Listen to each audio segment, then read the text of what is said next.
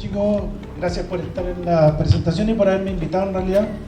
Me contaron que estaban hablando sobre el tema del cambio climático, cosa que le preocupa a todo el mundo, sobre todo ahora.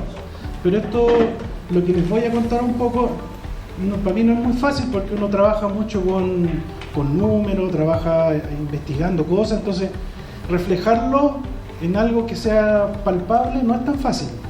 Mira, el cambio climático, lo que uno debe tener en cuenta es que el cambio climático siempre ha existido. El tema es la intensidad, es decir, cómo se expresa en periodos más cortos y de forma más intensa. El mejor ejemplo de cambio climático es una película muy conocida por todos ustedes, que es La Era del Hielo. Eso es cambio climático. ¿Se acuerdan que las especies migran para un lado y el mamut iba para el otro lado? Bueno, eso es cambio climático. Las especies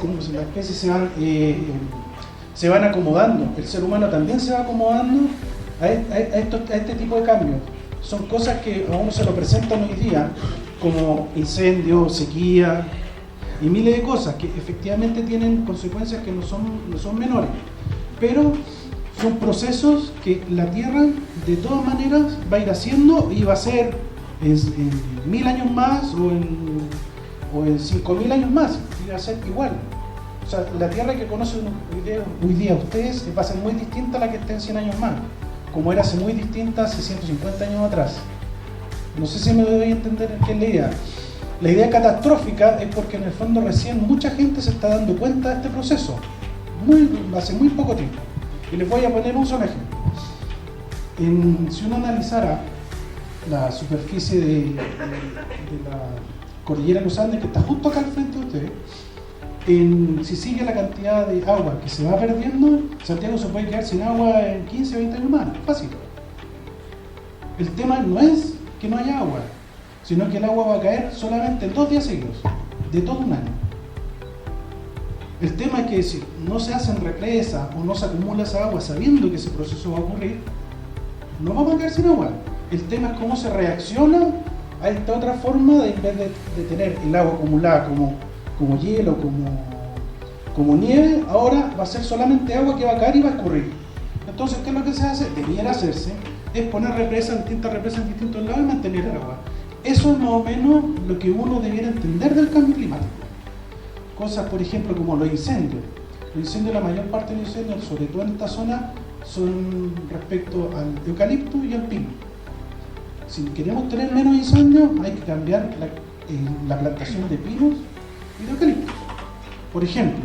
Entonces, todos los efectos que pueda tener el cambio climático no es una catástrofe en sí, sino que tiene que ver con un cambio. Les voy a mostrar un ejemplo que yo no soy profesor, pero creo que esto podría ayudarnos un poquito a entender cuál sería el efecto del cambio climático. Cómo se viven las corrientes dentro del mar. Exactamente como lo muestra Nemo. Cómo se pueden mover aguas de distintas formas, de distintas velocidades dentro de la misma agua. Lo que les quiero mostrar con esto es lo siguiente. Un efecto del cambio climático es lo más o menos lo que ustedes han visto y lo que se muestra en la televisión, que es se derriten los hielos y esa agua dulce entra al mar y eso puede producir un cambio, el cambio más fuerte no es en tierra. El cambio climático, el cambio más fuerte es en el mar. ¿Por qué? El mar en total tiene una concentración muy estable de sal y la salinidad, una variación muy pequeña, pero muy pequeña de salinidad, es decir, la cantidad de sal que tiene el mar, pero muy pequeña, permite que exista en este tubo que se ve en la película, que existe un tubo distinto, que se mueve de forma distinta al que está al lado. Entonces, si tú a eso, todo al mar, le empiezas a tirar agua dulce, la concentración de sal cambia y baja y se iguala en todo. Por lo tanto, esa corriente deja de existir, la corriente australiana oriental. Eso es un efecto directo. ¿Qué implica eso? Que esas especies que en este caso pone que son las tortugas, no van a poder hacer su recorrido anual que hacen de llegar a una playa, como ustedes han visto, ponen los huevos, se devuelven y después los huevos eclosionan solo y salen las pequeñas tortugas fuera. Eso es un efecto del cambio climático, que en este caso, para la película, afectaría exclusivamente a las tortugas, pero en realidad el océano tiene miles de corrientes porque tiene tiene distintas concentraciones de sal, pero esas concentraciones son son casi parecidas, pero no son iguales, y esa concentración hace que sean aguas distintas que le llamen corriente. Acá comúnmente en esta zona se le llama corriente del Niño, pero eso no es una corriente, eso es un fenómeno. No es que haya una concentración de sal con agua que sea de ciertas características que corresponda a eso, no, es solamente un flujo de temperatura. Eso es uno de los efectos, como les explico, del fenómeno del cambio climático. Otros ejemplos, la turba, por ejemplo, que es en tierra, son los que fijan la mayor cantidad de CO2, y los corales son animales, y ellos fijan. La variación que hay en este caso el CO2 no va a permitir que ellos, en el fondo, al variarle también un poco la temperatura a los corales, ellos dejan en el fondo de existir, porque su variabilidad que tienen de aceptar cambios de temperatura es muy baja, es bajísima. Por eso ellos siempre están en mucha profundidad. En el caso, por ejemplo, de la barrera coral de Australia, ellos están más hacia la superficie, pero en general todos los corales están en zonas bien pelágicas, o sea, batipelágicas, que son en el fondo, para estar en lugares muy estables. En cambio, en ese caso, ahí van a tener bastante más problemas, porque varía la concentración de oxígeno en el agua, y que también lo seca. Entonces, y por lo demás, siempre los corales son, en el fondo, es el semillero de muchas miles de especies. Entonces, si se afecta a un coral, el coral efectivamente va a dejar de ser una zona productiva. Otra cosa del mar, que ya que estamos hablando de eso, el mar es cerca del 80% del mar es desierto. No es que no tenga función, sino que no tiene actividad productiva. La actividad productiva de los océanos se ve en las zonas costeras, donde están los pescados, donde está la ballena, todo eso se ve en esa zona, pero la mayor parte no tiene vida. ¿Por qué no tiene vida? Porque lo que necesitan las especies es un lugar físico para sentarse. Por eso, cuando cae un barco y todo lo demás, se llena de bichitos, empiezan a haber peces y todo, pero es porque se toman de ese lugar para empezar a vivir. Necesitan de eso. Las larvas que andan dando vueltas, necesitan un espacio donde sentarse. Si no lo hacen, se mueren. Eso es lo que ocurre con el mar. Aparte, el otro caso importante del mar, el aire que ustedes respiran, el 80% de ese aire no es del Amazonas, el 80% del aire que ustedes respiran es del mar. Por lo tanto, lo que uno tiene que cuidar no es solo el Amazonas, el 80% se produce acá afuera, por las microalgas. Ellas son las que producen el oxígeno que nosotros tenemos disponible. Por lo tanto, nuestra preocupación real tenemos que mirarla hacia el mar. Ese es el objetivo que uno debería tener. Otra cosa que les quiero comentar, lo voy a tratar de hacer lo más simple posible para que tengan en el fondo conceptos más que números. Los números uno los puede encontrar en cualquier lado, pero lo que importa son los conceptos. Uno de los más importantes, y el que me tocó a mí descubrir, fue que hace años atrás tuve la oportunidad de poder encontrarme con un libro muy antiguo y tenía mucha información. Finalmente tradujimos el libro y logramos encontrar información muy importante, porque relaciona el cambio climático con Chile. ¿Qué tiene de interesante eso? Que el primer hombre que habló sobre el cambio climático se llama Vaino Auer, un finlandés, un geólogo finlandés que estuvo en 1929 hasta 1935, estuvo navegando en el sur de Chile haciendo investigación sobre el clima. ¿Cómo se mide el clima? Ustedes pensarán que el clima se mide todos los días en televisión. Eso no es así. Ellos informan sobre el clima. Pero ¿cómo lo hacen? Los investigadores reales sobre el clima. Esto se hace en la turba. Ustedes saben lo que es la turba, ¿no? Son plantas no vasculares, así se llaman. Las plantas vasculares son las plantas grandes. Los pinos, los eucaliptos, esos son plantas vasculares porque al centro tienen básculos, que son tubos que suben agua, bajan agua y permiten la alimentación y respiración del vegetal. Estas son no vasculares, no tienen básculas, sino que solamente hacen intercambios. Bueno, para entender el cambio climático, lo primero que debemos entender que fue lo que hizo él. Él dijo, voy a ver qué pasó después de la primera glaciación.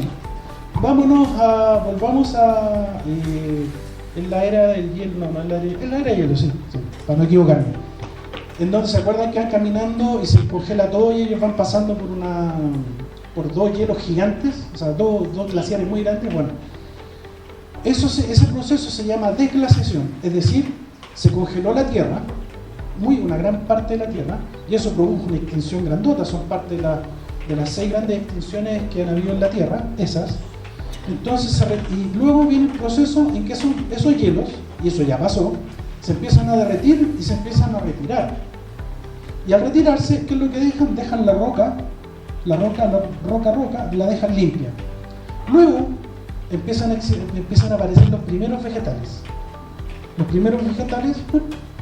Y este tipo, ¿qué es lo que hizo? Fue a ver cuáles eran los primeros vegetales después de la última glaciación, que fue cerca de casi 20.000 años.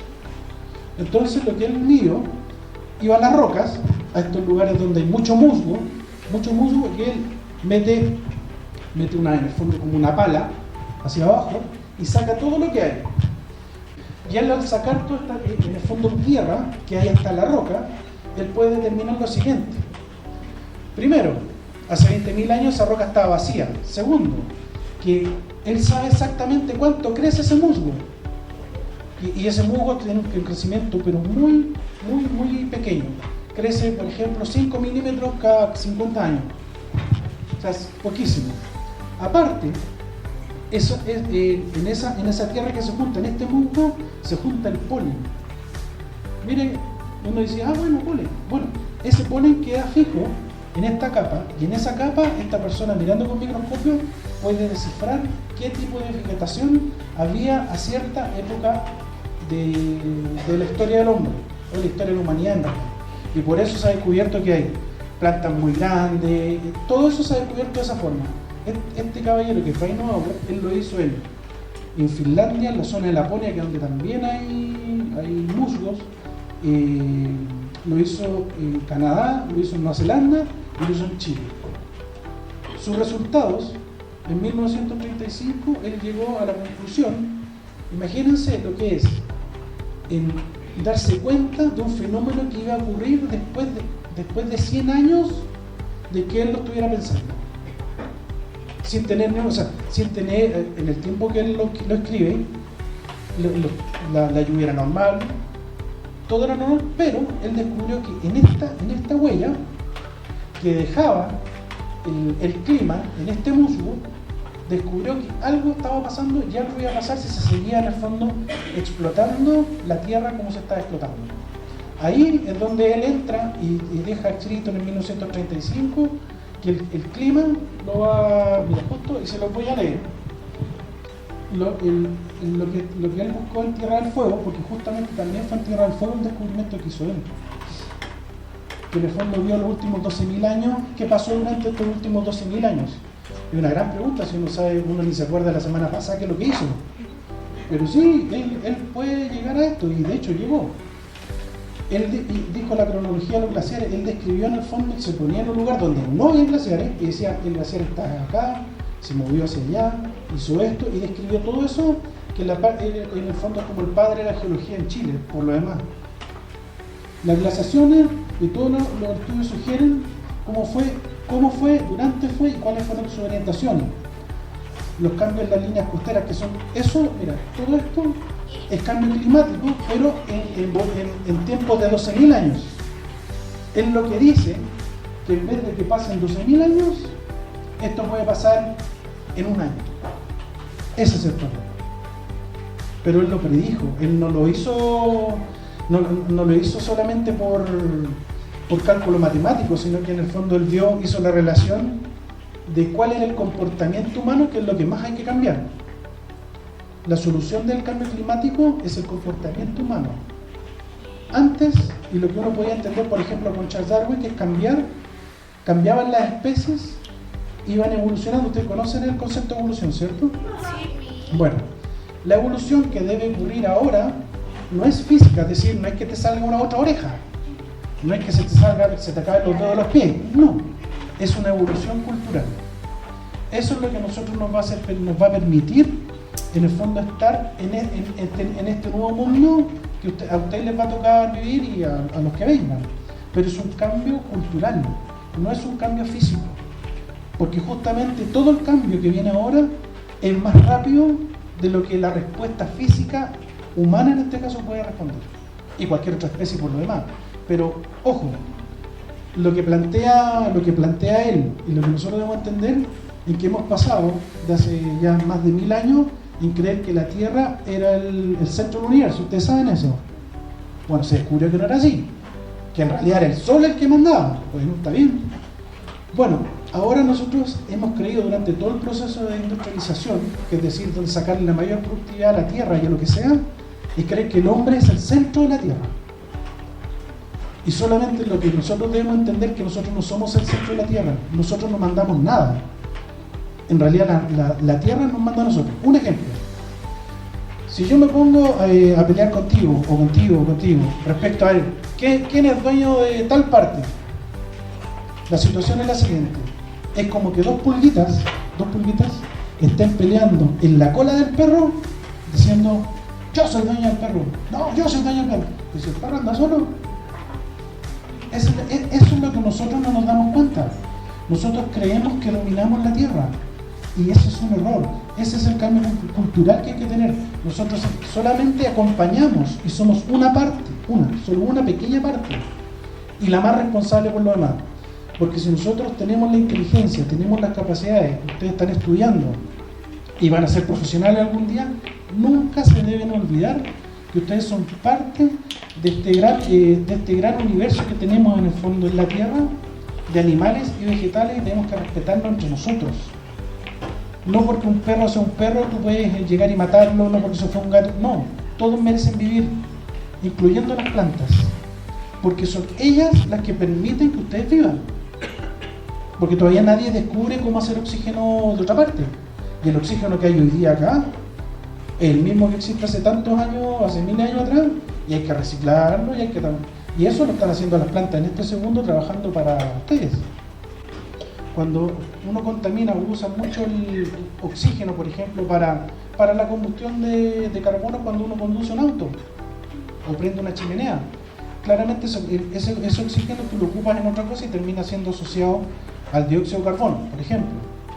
¿Qué pasa? Que las plantas, en este caso los grandes vegetales, las plantas no vasculares, las que les preguntaba sobre los musgos, ellos son los que más fijan el CO2 y hacen que el fijar el CO2, ellos como desecho botan oxígeno, que es en el fondo el oxígeno reciclado.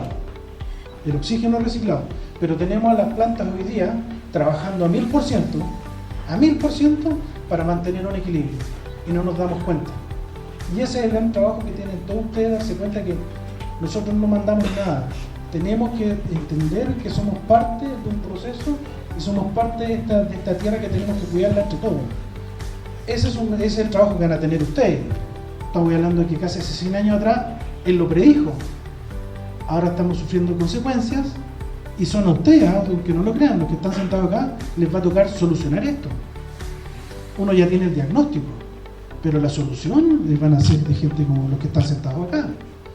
Por lo tanto, la forma en la que se tiene que enfrentar esto es de una forma distinta, en el fondo una forma de entendernos socialmente distinta, que yo le llamo la socioecología, que es decir, cómo nosotros nos asociamos socialmente, pero con el ambiente, y en este caso con los animales y las plantas, cómo nos asociamos a eso, cómo lo entendemos. Hay una foto muy divertida que dice prohibido en la playa, prohibido animales, y un animal está mirando así la playa y está toda sucia, llena de gente. Y cuando hay animales en la playa no está sucio. O sea, el mejor ejemplo, anda a la selva, ¿está sucia? No. Los sucios somos nosotros. Solo con sus desechos. somos nosotros los sucios, nosotros los que fabricamos el plástico, lo tiramos, somos nosotros. Eso es lo que debemos aceptar nosotros como parte del... Voy a avanzarnos un poquito de esto. Les voy a mostrar un poquito lo que él escribió antes de morir. Él antes de morir, él murió en el año 80, él nació en 1890, vivió casi 90 años. Que es el documento que escribe, que después se lo reconocen a nivel mundial, se lo reconocen. Pero él no lo describió exactamente como cambio climático, que es lo que conocemos ahora, sino que lo escribió como el demonio del desierto, así lo describió. ¿Ya? Y él lo pone así: la naturaleza vive en equilibrio, pero el hombre se ha trepado en la balanza, es decir, en este equilibrio, contribuyendo al nacimiento de esta, es decir, de ese cambio, y ha acelerado el desarrollo de las catástrofes. Se puede ver claramente cómo las precipitaciones anuales se presentan irregulares a cortos aguaceros, largos periodos de sequía. Ambos extremos causan erosión, efectivamente alteran los procesos químicos de la tierra. Las lluvias torrenciales lavan los nutrientes, que eso es lo que ocurre. Si algo se seca, llega la lluvia y saca todos los nutrientes, por lo tanto esa tierra que después queda improductiva. Y se quiebra el equilibrio natural de los elementos. ¿Hacia dónde nos lleva esto al planeta? A la alcantarilla. Y esto lo dijo hace más de 100 años. Y durante todo ese tiempo nosotros hemos estado funcionando como si nada estuviese ocurriendo. Y así es como está hoy día. Bueno, lo que les voy a mostrar es un poquito el extracto de la película que hicimos hace un tiempo atrás, de Weihenauer. Yo les voy, en el fondo les voy relatando un poquito con lo que va diciendo para que sea más rápido. Es que en esos años nadie se preocupaba del medio ambiente. Así es como se va sacando la turba. Eso es lo que hacía el investigado. Y el profesor le dijo, bueno, anda a investigar. Y el tipo investigó, se dio la vuelta al mundo. Y en esos años, para investigar qué es lo que había pasado después de la deglaciación. Esto es cuando ya él, sobre el año 50, lo reconocen como el mejor científico de Finlandia. Él es el segundo científico más importante en pasar por Chile después de Charles Darwin. Y de hecho él viene a Chile por Charles Darwin. Cuando Charles Darwin se habla sobre las turberas rojas extrañas de Tierra del Fuego, en ese documento él aparece, llega a Tierra del Fuego. Y ese es el arbolito que está así, es el árbol típico de Magallanes, el árbol doblado que está en la línea exactamente. Yo tuve la oportunidad de estar en Helsinki, en la oficina de él, viendo los documentos y ahí habla sobre la estatua del demonio del desierto, que es el cambio climático. Ahí van viajando a Punta Arenas desde Europa. Sí, a Punta Arenas van viajando, sí. Ahí está la expedición. Geólogo, botánico, y bueno,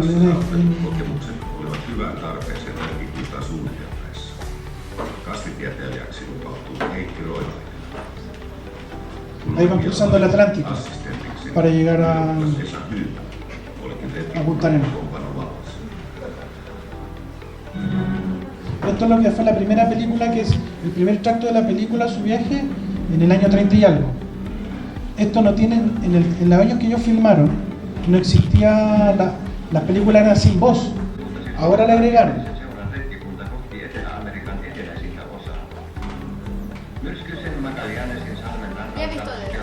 Y estas son imágenes sumamente importantes porque después de Agostini, en el periodo de Agostini, las únicas fotos e imágenes son las que tenía él.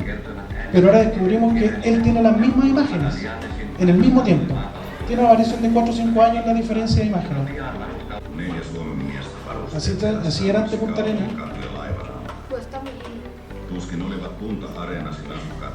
En ese barquito que se llama Chucuchucu, se llama ese barquito. Y él es Pagels. Esto era una expedición bastante humilde, porque él es Pagels. Era un Popeye. Y porque Finlandia se independizó en 1917. Esto es el 29, entonces era un país muy nuevo y no tenía muchos recursos para gastar, pero andaban, imagínense, en esos años. Yo he navegado muchas veces y andar en eso, la verdad que había que tener bastante valor de estar en medio.